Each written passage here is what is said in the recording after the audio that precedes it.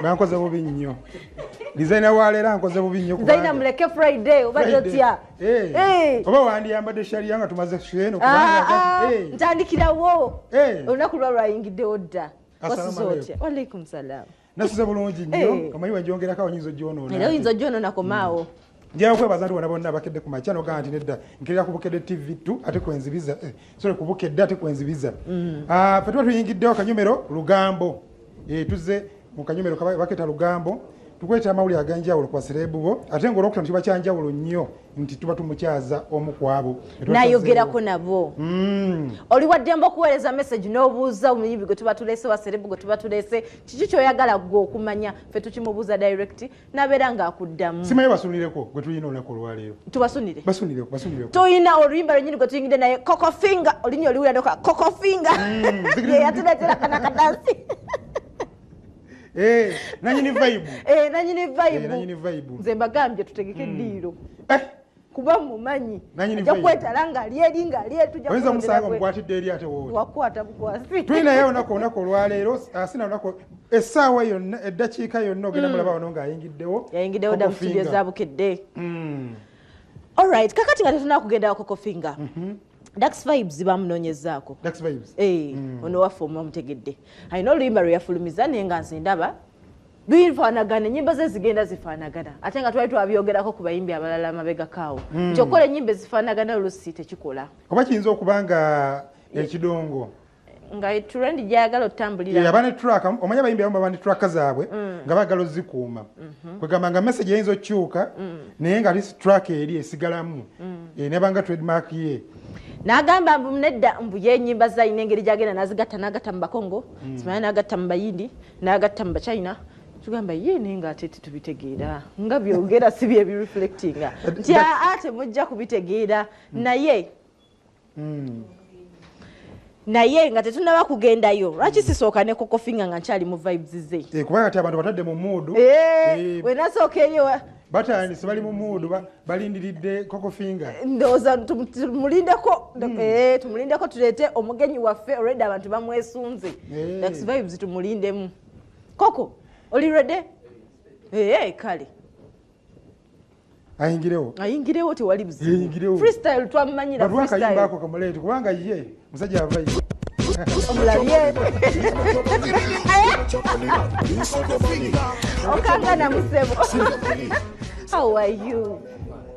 long time yes man dede every time berayo kaviro kakumye tekakyuka olusi nkyusakyusaamu biki nga kyekakula naye koko kuba obulala ndabukwe ne bamukwata ne paafu oba goba oti bwokagala ekakula ng'osalako kasale mbazi kendeza osaga zibire mpanvu ye style how have you been I'm good up and down performing musically so far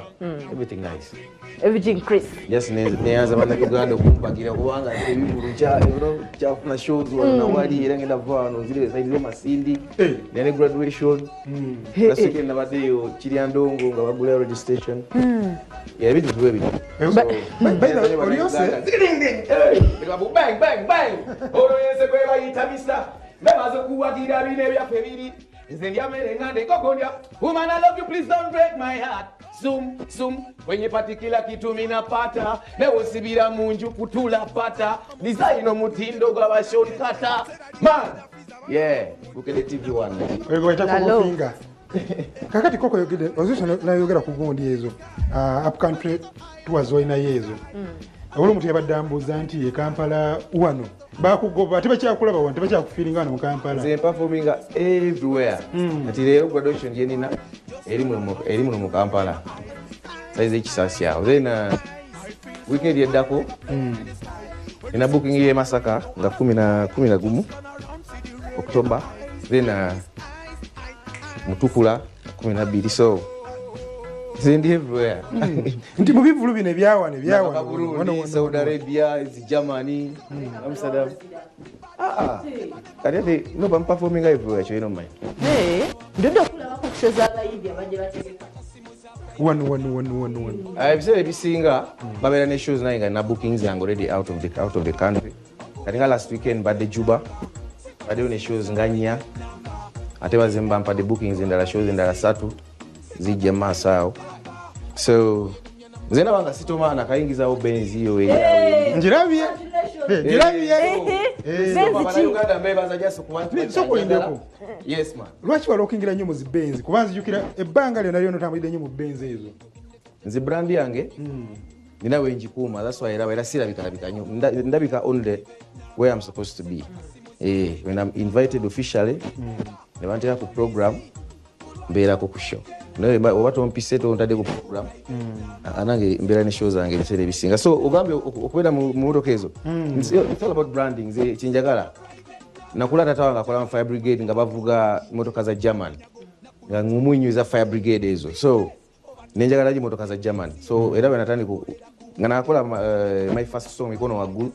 nengula golf convertible golf 1 nenziramu nengula BMW E30 convertible weri mpaka ne kakati 4 seater ne Z3 yali BMW nengula Range Rover awo kati ndi mu Benz bayita Benz SL ekyaliyo bafude ya 65 AMG convertible bafude ekyaliyo bafude jeri ejeri egenda buli wamu eyo yatambula empanvu zino oleta kijelo inzo mpita nemvugamu nefunika kyemanyi ku bayimbi azisobola abasinga obungi abayimbi balaba bagula emmotoka ez'ebbeeyi naye aba afuluma Kampala esigala Kampala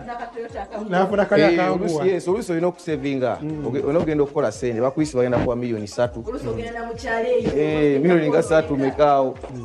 So oluusi ogenda nokukalculatinga amafuta ng'olina okubalansinga abantu botambulira nabo nemufunako ku sente obutonotono awo. So oluusi ofuna emmotoka etanywa nnyo era n'ogireka. Naye nga bitambula bitya? Abatuuza wonna wonna bagamba nti buli woyingira wali eri ekawuku bakulabanga chairman mulamba ate ow'ekyalo. Bajagala nnyo wanange mbaagala nnyo ndi free nabo abantu b'ekawuku mwena nze nkutire mu areas nyingi Kigungu, Entebbe, Entinda, Kiwatu awo n'abantu bange nensomera Kintinda ate Kisaasi nensomera Mpigi nengenda ku up country Dukulira eyo nayo n'abantu bange. So lovely people, love you so much, bless. Koko wakoma plus nakoma paka mu diploma nina diploma in social work. ndoza mukiwulidde mwadde bagamba Koko teyasoma hakuzalawa. Abayimbi abantu balooza abasinga tetwasoma naye nga buli omu yasoma n'akoma wasobola. Abambali music nga ebya fees oluusi abamu byakolaki byabatawanyamu abamu ngaffe ne tukomawo we twakoma naye era oba diploma si kyangu. I appreciate that. Omuwandiisi wa Mutuga omuwandiisi nga tokyafulumya nyimba weziri right now na collab ne ba Pefe Busi bagiyita Party Culture. Nina ne Mariam Kugonza ezo nazo na nyimba mpya zikuba kati zeziriko Kesa, nina Zoom, nina Darling, nina kwenye party kila kitu minapata na usibira munju kutula pata tukuba pati nayo nyimba weziri awo nyimba weziri kiki market yebulamu abantu nga tebaziwulira. Ndoza marketing ya kuba marketing is a bit challenging kata nayenga nyimba zo weziri abaziraba bookings nfuna. So simanyi lwaki oba nawe okyobuzavinga bulungi nnyo nti wotunuulira trend yammwe eri nzijukira Koko yali wa mikono waggulu lwetwashutingira gundi wetwagenda egundi e Makerere. Break my heart. Woman I love you, please don't break my heart. Woman I love you, please don't break my heart. Woman I love you, please don't break my heart, cause you will make me cry.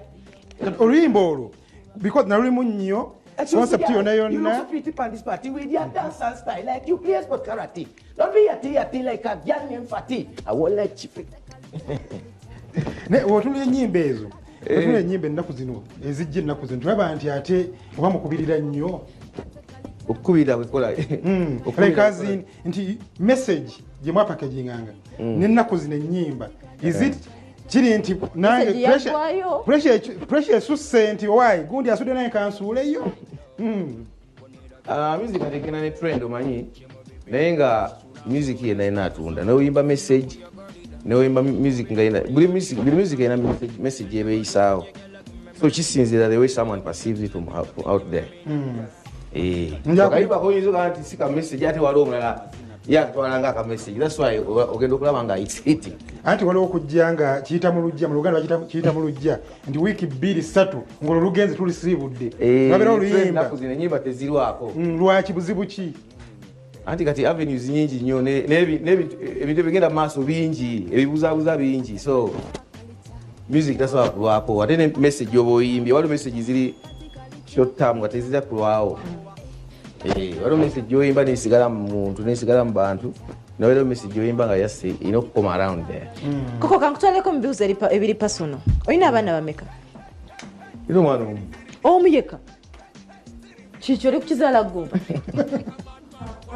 Katonda yatugamba tuzaale twali. So I appreciate having one, you know. Hey. It is very rare okusanga omusajja alina omusajja omu ku myaka gino. oba olina omu gwe tumanyi tomanya naye nga ebiseera ebisinga kirungi kwegaana baana Katonda bakulaba. Abakyala bo wakabeera na bameka abakulimbye embuto mpozi just omu yeka yakulimba kati wategeera otya nti yali yakulimba tunyumizeeko wategeera otya yawa story yalulala ate wadi mulabisiza n'amanya nti kyeyakola bamugwamu Koko ebintu byewuunyisa Koko ayinza tugamba nti mumaka gali gayina wali ekawuku gonna amalira ago temulira mukyala kisoboka ekyo beeramu n'abantu bange andowooza olaba mama wange mbeera naye n'omukyala nga wali awo n'abaana be babiri nze sinafumbirwa sina mukyala right now naye nga nina era ng'omusajja nina olina omuntu sinawakuwasa officially kwali nabadde asaba mutumireko kwali mutumireko mugambe nti nga wonoga nakalema shadi yankutumiddeko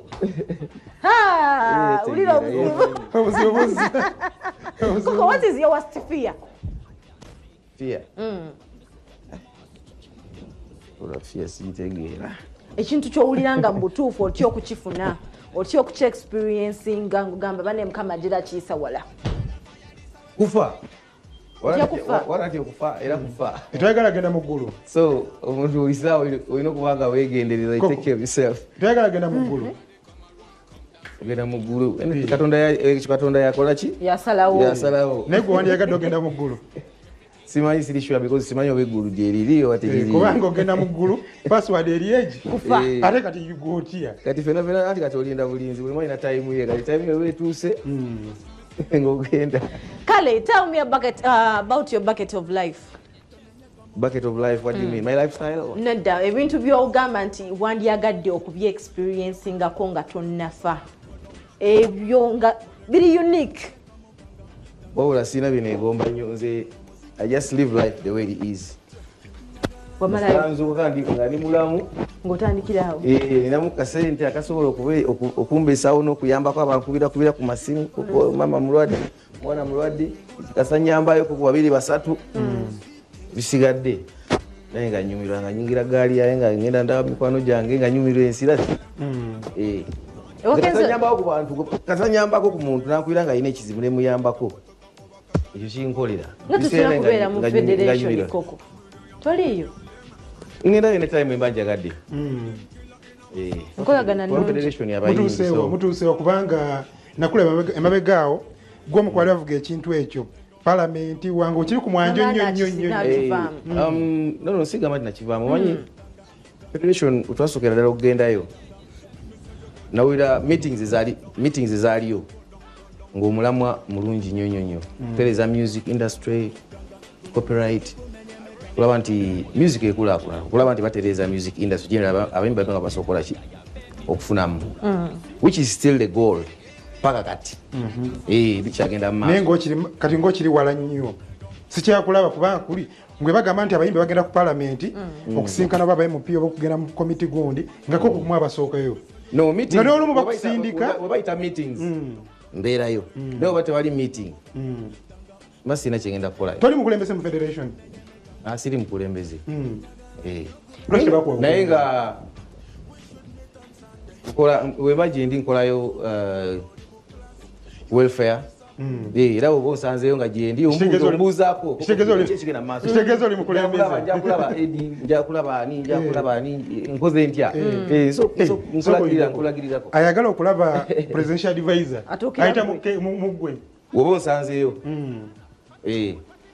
mutuuseewa kubanga abantu balabanga ennaku zino pressure gye mwamutaddewo nti ekintu mwakivaako sente wezajja ne mugetinga comfortable omukulu bamu obukulu sente ezo wezajja era sente ziriyo sente za sako demand ya corporate gye mwali mukulembeza tekyawulikika corporate eri ku process already ebintu biri mu parliament my parliament yesalawo so anytime era bajja kuba batuula basalewo batuule kimu manyi kigenda process mpola mpola is the main issue is already federation yeriko gwenga ali mu kintu njogera kya federation olaba waliwo essuubi nti munaafuna kye mwagala mu butuufu bwakyo oba because oli munda ali soso okuwunyiriza nomayanga kitambula siri munda nnyo nga wokirowooza naye at least nina idea yes nti kuba meetings zibadde zigenda maaso nange mbadde ngendayo ne participate awezo meeting simbi wera tutugera ku copyright tekiba kibi bano okubeera era naliyo nze ndaba nga mpola mpola tujja kifuna music industry ejja kufunamu koko sente ze mwafuna naddala bajja abajja bajja kufunamu mwetemagenda kufunamu omanyi ebintu byatandika dda mpola mpola era sigamba nti federation ebitandise byatandika dda era bayimbi abedda nabo bajja balwana nga bajja bakireeta paka wekituuse wano so it's a process mpola mpola kijja kuba bulungi twali tulowooza nti juzi mwagenda emusinkano omukulu njogera ku pulezidenti w'eggwanga lino mwagenda Entebbe nga tulowooza nti mugenda vaayo ne corporate nga biteredde omukulembeze siyagaba copyright naye wasalawo kikolebwa naye yapromisinga abantu yapromisinga music industry copyright ejja kuba eba bulungi era agenda kwogera ne parliament bakikole ki bakikoleko naye tekikyayogerwako kati byasirika banamwe mwabiviirako ddala biri mu process biri mu parliament naffe tulinze bulinzi sente za sako ze mwajjayo gwomu kubazifunako sente za sako sinawa kugendayo kwewola sente lwaki naye sente gyeziri andi olina osooka nosavinga first of all olina okubanga olinayo account nze nayo account kyasavinga olina okubanga osavingayo sente osobole okwewola ekisingawo kuzokola ki kuzootaddeyo so nkyateekayo mba ndaba nga njagala kwewola nja kwewola naye nga omuyimbi yena yena ali free okugendayo n'ogulawo account yo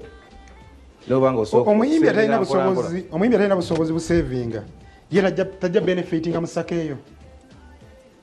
timwakirowoozaako ekyo atasobola kusavinga wabula sijja kulimba ebya sako erina abantu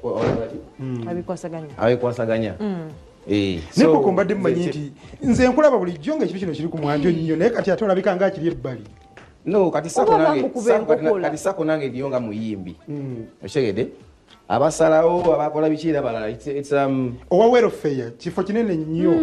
federation nga gwe owa welfare kinene nnyo kuba nti era olinaho okuma golina byokwasaganya ebitonotono omukulu tukubira mu kutooki omukulu abakulembedde bulungi njogerako Eddie Kenzo kubanga waliwo abagamba waliwo abasiima waliwo abagamba nti alabika yatuuka kati gwe aliyo kitambudde kitya federation sofa etambula bulungi naye jasaba kuba nti nga womanyi yasa abantu bagenda ne bateekamu politics abamu balina entalo zaabwe ne Eddie Kenzo ng'omuntu so ne balaba nga tasobola kikwasaganya bulungi naye nga sofa kitambula bulungi osobola okwawula ebyobufuzi ku federation ko already oli presidential advisor mu ngeri ki anti already presidential advisor okyasobola okwawula ebyobufuzi ku federation kati nze ndaba ebintu nga bebiri nalaba wali obukyamu era njakola ki kati sofa tewali bukyamu nze ndaba nga federation erwanira music industry jaza yatereza music industry Presidential advisor akola mulimu ki Coco Finger? Simanyi ebyo kati olina omubuuza. Naye mala bakikusuulako kati kuba balonda random. Nange ninda bulinzi mulimu. N'olyokumanya kyogenda okukola. N'omanya ekyo ojja okukola waba bakuwadde naye nga simanyi. Ate kirungi president w'eggwanga lino Shane agiraba nnyo oyinza omusaba akuwa omulimu. Sikiwa kuba sinatuukayo eyo. Nze nikunyumira muziki nkuba muziki wange nenyumirwa nkyanyumira live. Wagenda okulaba ku president wa Nuupu ng'afunye obuzibu? Saagendera olwiki mbadde Juba nambaye nakadde naye nga ate okugendayo omukebereko emagere mwagala nnyo era simanyi amanyi omukwano gwe mulina. Kwanza nze nkuliddeawo ntinda Bukoto kati Firebase awo Firebase era gye nalina okujoyininga nkuze ngenda awo music natandikira awo era Bobby yali anjagala nnyo lwakuba yamanyi nti nsoma naye nga nkola music so era wenakuba nali nina okujoyininga Firebase era nemba nga ntambula nabo mpolampola actually nzijura nga nakuba mikono waggulu awo nga nva ku studio ngenda ku wala kafa wakaina ka shade bang ngende kutestinga kayimba Bobby Wine nayingirawo ne team ye wali ku entrance nga bashali ku gate kali nga nze ndi munda performinga nayingira nawira kayimba kumbe yabadde akawuli okuva ebweru mikono waguna nakakuba namanyirawo Koko wali no yali tategedde nti zayimba naye nategera akayimba kalungi katuleja bwati nali nvaayo nanzijako microphone nagamba this is a very good song dayo ku stage okaddemu nakwata sente awo nampa okakasa muga katonda bagamba nti tata koro yata omuntu yena ina agamba nti Bobby Wine mukoda alimba Bobby Wine ampadde sente mirundi egiwera ampadde actually first show ginayimba gina performing ebusabala yampita na buyisi pa ku office ne bampa sente nga sisuubira nze nali manyi performing de bwerere gwe soso kuwulira basiga bagamba nti omukono gukaluba Bobby Wine si mukodo bukyamanya agamba nti Bobby Wine talina wamuyambidde nga munne gwe baava ewala obudde buno ali mu kweyagala yekka talina wamukutteko yadde ensonga eyo gyogerako ki yabucha sijja byogerako naye nze on my side you're not complaining Bobby Wine si mukodo ndoza tusoke tuwumulemuko okay katusoke tuveko mu bulango abakama baffe Coco Finger tukyali wamu naye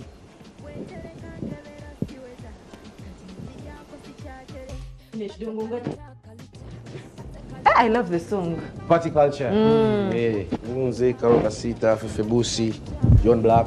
Nina Rose. Concept yani. Jala hivi yakola concept ya video. Nenga audio Fefe yatukunganya nakola ki? Buli muntu awandika party ene tekamu. Fefe munange nno njagala kwerekereza osibule abantu bo obabulire ebisembayo nebyoteekateeka okuzzaako. Ding ding ding ding bravo bang bang bang bagala nyo Bukedde TV Vision Group yonna mwe balanyo tuwagira bale kuwagira music wa Uganda music ompya mungi nnyo sijja kwogera bingi just wait for more music yes tugenda mu weekend simanyi bawa bagenda okulabako abanafuna omukisa onako olwaleero genda side Masindi later on after graduation party jenina yeah so weekend yagwa Koko waliwo omuwala wano bamuyita Sandra angambye ngobudde empiji awo bayitayo Buwama side yeah ono waliwo message y'omuwala bamuyita Sandra angambye Koko ankolera nnyo nsabako ku nnamba ye ding ding ding ding ding ding ding ding ojagenda ku social handle yake nonya Martin ajja kumfuna ndowooza owulidde bulungi nnyo kisinzira onoonyeza ki business simayinza ngambye ayagala nnamba business so if it's business osogenda ku TikTok account yange oba Facebook oba Instagram ali manager w'ennaku zino kubanga okozeko n'abantu bangi nnyo naye manyi Macaros omugenzi Roland kati simanyi ennaku by the rest in peace Roland mbadde nkola naye naye yagenza okufa nga olwedde tetukola ffenna naye nga still wakola naye yeah rest in peace right now obonjagala osooka n'ofuna Twinkle Macaros still osooka okumufuna that has been Koko for you ogenda ku social media handle zange buli kimu gye kiri kale nno katumwerekereze koko finga tugende ewa Musa Ssemwanga naku z'omwezi nga 21 gye tuli Bruno Beto lunaku si lwanca lunaku lwanca gyali ekavumba atubuli ekyekigenda mu maaso n'ekuku mwaka 2024 olaba Bukedde TV1 anze Musa Ssemwanga programu ekyenkya Monday up to Friday sawa 12 kitundu paka sawa 4 muganda wange tubeera mu TV yonna osinzira okutulaba olunaku olwaleero tulinawo enteekateeka muganda wange ebirango bulijjo mubiwulira ku radio yaffe ya Bukedde mubiraba ku TV yaffe ya Bukedde nga tugamba ku Saturday waliwo ekyenjawulo ekitabangawo mu nsiike y'ebivulu by'e Uganda. Musajja mukulu Bruno Betty ategese ekivulu kye bayise OBs and OGs abali wasomyeko akakantu kategeeza old boy ne old girl nabo ekyo enteekateeka ziri mu giya nnene olunaku olwaleero tukoledde wano Kavumba ewagenda obeera enteekateeka eyo ewagenda obeera ebikujjuko ebyo olunaku olw'enkya inshallah nabo ekyo gwali eyo ng'oli saidi z'ewakiso Nansana Naluvule Namuŋŋoona n'ebitundu ebirinaanyeewo ate kiwandowooza yakubiri tugenda kubeera wano already jeje sounds muganda nga atandise oteekayo stage ng'oba ogiraba okalanziwire waliwo emmotoka eyakatuuka yiino naye ereese ebyuma abantu ab'enjawulo gye tuyise nga tujja beesunze enteekateeka eno nga beebaza Bruno Betty okubabeererawo omanyi tulina abantu be twasoma nabedda ng'omunoonya tomanyi gyali nabo ekyo muganda ng'olunaku olw'enkya mujje tusinkane nze gye ndasomera abeeyo baali bakajanja simanyi oba banajjayo n'ekavumba naye gye nasomera yonna mujje tusinkane olunaku olw'enkya omuteesiteesi omukulu ye Bruno Betty tukola naye ku Bukedde TV1 musajja w'amaanyi naye Bruno Betty otobye n'ensi eno ensi yo totobe nayo ne buli musajja ono toba n'ensi okufuuka ku buwanguzi bw'otatoba nayo ng'oyagala byakumukeeka bw'oba osanga abawoozako enkola byose kyafudde kwate eri mulimu gw'otakoze wakolako obwaddiikuula kati oli mbivu nasirako capati nakwatako enseenene nalundako nayiggako buli mulimu nze gwonna nguyiribyemukko nasolako ne scrap bana abajjange waka ne babba amaseffuliya gaffe senior fees bazibuza omusajja najja mu kyalo nange atukuŋŋaanya ebyuma ne tubikuŋŋaanya n'embikuŋŋaanya tubabikuŋŋaanya bwe yajja atikka emmotoka atikka kiro ebyaddala n'agitwala ebwayise ne babitunda kati nziramu omusanga kaleeru ng'ali bubi kibayi tonabuuza ku batulaba awo tulaba amanya nze Bruno Betty muzzukulu wa Mukomandiga ategese Obbies and Ogezi Festival kyeno tebangawo nze agisoose abantu basikadde nga bateeka jasibwa amasomero ne beetekeko mu bajje nenze n'ensonga nga katukijje mu masomero abantu bonna bajje bakuŋŋaane ojja okuŋŋaane ne banno ab'enjawulo ab'ensi ez'enjawulo mu bukiika bw'ensi yonna ojja osinkana abantu be wasoma nabo mosa kino siga nti oba wasoma n'omuntu nemuyinza okuba nti mwakola mu kampuni y'emu nakubulako omuntu muyinza okuba mumusa bwaliko mu taxi muyinza okubanga oba muli mu byalo eyo gye mwali ku kyalo nga mwali ku kyalo nga ye Obi wo ku kyalo n'ogamba Obi wange ku kyalo oba n'ogamba nga ye Obi wange tugambe yonna mirimu gye mwatobera gye mwayitingana oba muntu mwaliko mwenna so nsubira jangu tukaire reunion yene yaffe n'ensi yonna oba mwatundanga mbutale ko butale buzenga busenguka no mama namo oba yaddawa so jangu oba oli bweru oba oli bawa jangu sekana abantu be wayitamo mu mbeera yonna eyo concept anagirabako mabaale dda waliwo ebbaala baali baliyita Amnesia ku Kampala Road nga buli wategekawo concept bwetyo bafumba obuugi bambala ebinu bambala uniform omuntu enkyagenda kwambala ati nakitaddewo ng'omuntu ayambalenga bw'ayagala waka tutandikidde ku myaka abakadde paka waggulu kati omukadde okumugamba ate noonya gye wasomeramu uniform kijja mutwalira obuzibu n'ensobo byomu yambalanga bw'oyagala jjajja jangu taata jangu kojja jangu mwenna emyaka gyonna paka ku mukulembeze bonna bajje mu kivulu kubona omukulembeze alina be yasoma nabo nga yeetaaga basinkannaddemu abalabiko buli omu yenna buli muntu yenna yambalanga bw'oyagala nyuma ojje mu kivulu odigide okay mu mbeera y'emu kiri mu mbalasi no ngani mukusimbula mbalasi wano waliwo embalasi zeziri era manager Priska yazitadde abantu banyumire ku mbalasi kyoga tetugenda kuba bukubi ndongo tetugenda kuba kino ekintu twakitegekanga kya naawe kufunamu ojingire Kavumba osasudde omutwalo gwo ofune obudde ogende ku mbalasi z'omwana ali mu kuziteekateeka azireeta ogende ku ziplining eri wali nze ngendo giggulawo kubanga ebadde tekolangako kati ngenda giggulawo eri wali abaana beetolere bati nga bali waggulu n'okuvugirako akagaali zu eri wali waliwo zu tulina zu wali buli kisolo kyonna kyowulya kyolaamu n'empologoma n'empologoma elephant empologoma eti elephant ndowooza kayovu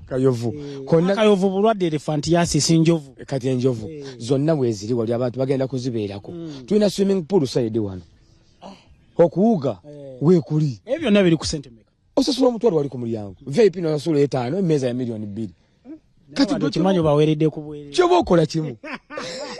abantu bawadde buubi odizza ate no stage ziri nnya oba oyagala kwesimbawo asagala kwesimbawo just abantu tuchakalemu fenna stage ziri nnya musa tulina stage ya eno girabe eno main jeje yagenda tukubira main semwanga wa jeje bwatukuba main jeje sound buli chuma kyonna yakiyemi asumude motoka zonna ziyebyo tulina stage yebinyanyanyanya kubanga wana kano kawowo Bashiru bali eno banimurodi bali eno bakawowo kati eri side tugenda kwa ne stage endala eyekinyanya wali watero bera Rolex wali n'abasika sika obunyama kati wali wagenda kwa stage nga yo ya kinyanya nyanya kalaka atatugende ba comedian n'abayimbi badenga bekwasa nyomba mixinga nnyo nya atena kati omuyimbi gwasalawo suna kubire obogere no Washiru wali wakawo wali wa kinyanyanya tugabane obulamu butambule ba comedian bano somayi ba nakatemba banze eri mu nakatemba balina stage yabo wali nibagana fa tiktokers no bayine yabwe the stage nya na Uganda jodigide endongo nya stage nya okay waliwo abedda abambuuza semwango ogenda leta Bruno Betty nekiriza nti bakukyawa era abantu bambita nnyo plan ndi mukyawe bakukyawa ne wawulira otya nga bakakukyawa ensonga z'okwekyawa ate no tekinabeera confirmed nti ndi mukyawe kuba gwe linda ate nkya saga atotiise bantu Bruno Betty Musa wali ofulireko nga njogedde ekigambo n'ekimu ku bintu ebikwatagana ebyo family issue era mbadde ntidde n'okikubuuza nga omusajja yandeese wano wanandeka mukku zisobola nniza kugoba mufuga omusajja wandeke wakiso nedda Musa omanyi abantu buli ombo Mukama bwakuyamba n'akusitulamukko oba n'akuwa ku linnya abasoma PhD bangi pull him down kati bakulwana ate eri abo abalwana ebyabwe Musa nebayo omuntu agamba akikwata nga sikikoze nebayo agamba kabadde wano jjo nga kabi katulaki katuyitako buli omu akuba nayogera ebigambo bingi kati Musa fa abatuogerera ebingi osanga omuntu akwogera nga alina munimira ali ku nkumbi alina ebikolo bya mwogo bibiri oba ali mantuntu n'akasimu kalina katono bwe kati ali mu kazigo n'aweza message yali yeepanka ki osegera kati fa abatu abayogera bino yasobola okwogera ekintu nga bambi akyogera out of the blue nejangu ekavumba enca okakasa omanye ekituufu kyekiriwo okubibadde nga bitambula ku social media bw'oyogera bw'otyo Bruno bannange nsuubireyo okulaba ekijujulu waggulu ku stage wali ogenda kulaba abantu oti ebintu ndi mulala nnyo mu nsonga zino natwaganya abakazi bwe bati Bruno Betty era abaana bagenda kulaba nnyanshiwa neziyitingana kale ekyo nakyo kitegeerekese olunaku olw'enkya adde batubuuza nti ekisenge kya Bruno Betty kiyimiridde tutya we are confirming tomorrow we are confirming buli kimu kyonna kyagala okumanya ku nsonga ezo zonna gwe jangu ekama kwata mutwalo go oyagala ka special care ya VIP kwata 5 ate mmeeza mwabe mmeeza kwata bukwasi milioni ezi tula ku mmeeza omusajja ajja kunyigira ndaba ayagatulako mu kamera jangu sebo ngwenda kuwa seconds 2 kubuuza ku bantu oli otya jendi sebo ndi bulungi sebo gwani nze Mbenoha Julius head of marketing Kavumba Recreation Center mwa abatukyaziza yes sebo tuyanze gebiddakaawo jasa ayinza okungamba semwanga ate okola biki ebyo abaseozi batutabukire naye nga muganda wange Kalanzi ajagala otwe gye bayita 360 wemugiyita oba establishment shot olabe embeera nga bwegenda okubeera tomorrow tuli wano Obbies and Orgies Festival courtesy of Bruno Betty muganda okuyingira mutwalo abayimbi bo bangi naye nti embala asinze Bruno Betty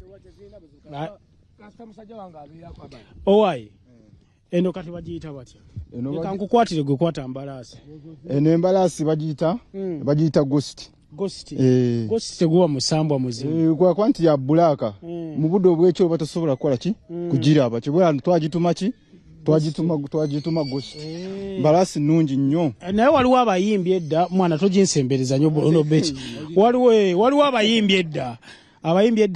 gwaliko omulembe gugula embalasi waliwo omuyimbi omu yamufaako olw'okubulwa emmere yaayo gyerya eno eryaki ene okusinga ina special meals zaayo ate omuddo gwina ebika waliwo omuddo ogwerya engeri gyegiramu ennyinde eti erya esinga okulya nnyo maize brand erya maize brand erya heyi sunflower ne silage gitusinga ogiwa wano eri ey'omuyimbi yafa omanye ebiseera bya Bebe Cool Chameleone ebyedda basooka ne bavuganya mayumba ne bavuganya mu mmotoka ne batandika n'embalaasi waliwo okuyomu eyafanga ebyokulya bimubuze kati waliwo eri gye ngenda okugirako ku stage eyo gye ngenda okugirako ku stage musazire gundi abantu bagenda zivugako olwo olunaku ono Abani ye musajja bukodyo ye musajja akyatuza okubeera ng'azikola ki ng'azibeeramu so abantu bagenda kuzibeeramu ozivuga okoowe otule ku mbalaasi zino ozikoowe eno nkazi nsajja eno nsajja kati enkazi yeeriwa enkazi yeeno eno bagiyita koli yensajja koli eno yensajja ghost kali kafujjo kabeereyo kuba kayita batya akoko kafujjo ako bakayita white kyokka white kati nyinza kutuula ku eriwa njakuwena enkazi eriwa katutule ku musajja kubanga naawe oli musajja nyinza okugwa n'enswala ku TV ogwa tasobola kugwa tugende mu maaso buno beti bayimbi tugende ku mbalaasi bayimbi kibe tusuubira olunaku olw'enkya soka tule ku mbalaasi musa tukole buno beti bayimbi kibe tusuubira olunaku olw'enkya tulina mikwano gyaffe bangi abatuwerekeddeko naddala okutandika ddala buli kategori twalonze emikwano gyaffe tulina ba tiktokers batuwerekeddeko tulina ba comedian bangi bonna ba cream actually mulesi wano tulina abayimbi nga mikwano gyaffe tulina aba Lil Pazo tulina abayimbi nga Acidic Vocals tulina abayimbi nga Babiswanka kugamba abayimbi mikwano gyaffe bonna kivulunga otaddemu sente nyingi abo n'abayimbi omayo kyekirezo ova omuyimbi e Kampala okujja ewa Kiso anti ebintu ebisinga bino tukoze ku mikwano obeera mu industry okola emikwano musa kati bw'okola emikwano mukama nakuyamba ate emikwano nye egikutegeera emituufu bwefuna emikwano emituufu gigamba ani ategese nti kasente katugende tukabeerewo ate no balina okumbeera kubanga ebyagwawo babiraba so kati balina okujja okumbeera tula ku mbalaasi tunyumye ng'oli ku mbalaasi sewa ngende kweno manyi musa